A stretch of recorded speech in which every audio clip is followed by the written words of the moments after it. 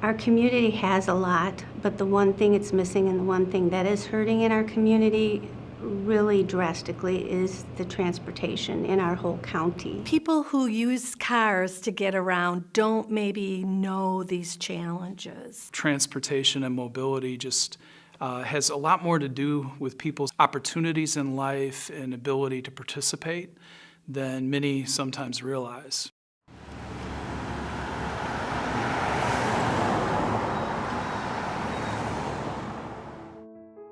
Sustainable employment pilot that we're working with, up to 120 families, and helping them overcome barriers so that they can obtain and retain work. 60% of those families have cited transportation as their #1 issue in their ability to obtain and retain work.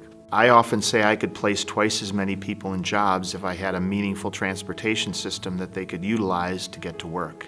By them being late makes me late for work, which almost made me lose my job. And if you're working at a place and you have to be somewhere at a certain time, and if you're late once or twice, sometimes that can be the difference between you're working or you're not working. I have calls from people now that have no non-emergency medical transportation as well. These are people we're talking about who have the same medical conditions that other people have, but they're not accessing their appointments or their doctors because they cannot get there. When you have a sick little kid and you need to get him to the doctor and you're like, I've called everybody I know and they're busy. It's tough. It's tough. The ability of transportation to affect education is huge, and it's something that we always don't think about. To open the minds of our children to different cultural dots in this community is amazing. At Lake Michigan College, we have found that often at-risk students also have transportation challenges. All kids should be able to go anywhere they want to go at any time, but we definitely can't do that without transportation. I'm studying hospitality management at LMC, so I strive for success. It can be a struggle on a day-to-day basis. I have to take time out of my day to plan ahead how I'm gonna get each place. I'm very confident that if we can develop a regional transportation system that's reliable for the greater community, improved academic success will follow across all communities. With using our rural provider, Berrien Bus, because you need to schedule the ride in advance, you really need to know on Friday afternoon that your car's not going to start on Monday morning. And that's a challenge. Very, very stressful for people who don't drive and need to get where they're going. And they call for some public transportation and are told, well, we can't meet that time, and it just doesn't. You just can't make it work. It's a very inflexible system right now saying, well, here's the times we can do it, but if it doesn't work with your time, you're out of luck.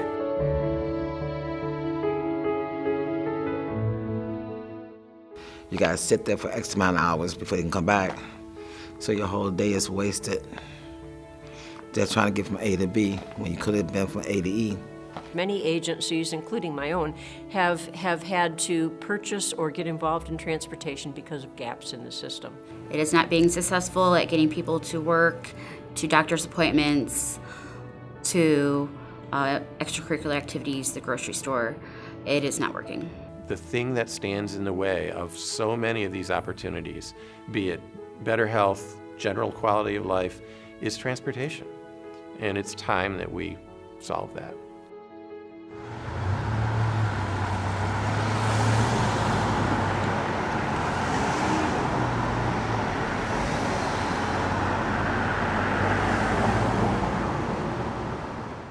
In Berrien County, a transportation study had been completed in 2014, which is just about the time we were kicking this off. We're currently spending, about $4.5 million countywide on public transportation, and it's not very efficient or effective today. We have 4 providers, and we are the only county in the state of Michigan that has as many as 4 transportation providers. Our focus is strictly on getting the best service plan possible. What's possible in the county? What could it look like? How will it service people? Where will it go? What will it do? To allow our public officials and the general public to make the best decision possible as to how we move forward.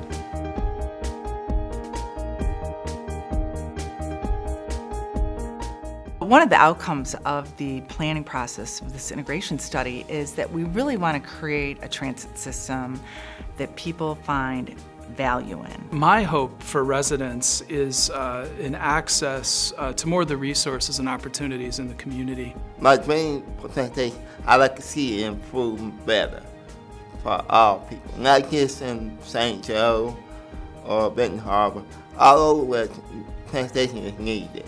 I choose to believe that the impact that transportation enhancements can have in our community will cut across individual economic well-being, business development, access to quality health care, access to nutrition, access to higher education, providers, and just have a very substantial impact overall on the quality of life that our friends and neighbors experience.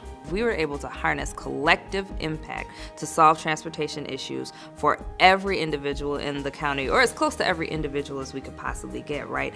If pedestrians, people that own cars, people that ride share, people that have different modes of transportation that they need, were able to holistically solve transportation problems and get all their needs met, it will be a win-win for the entire community. We could be the prototype. We could be the community that says, hey, we got it, and let us show you what we did. How awesome would that be?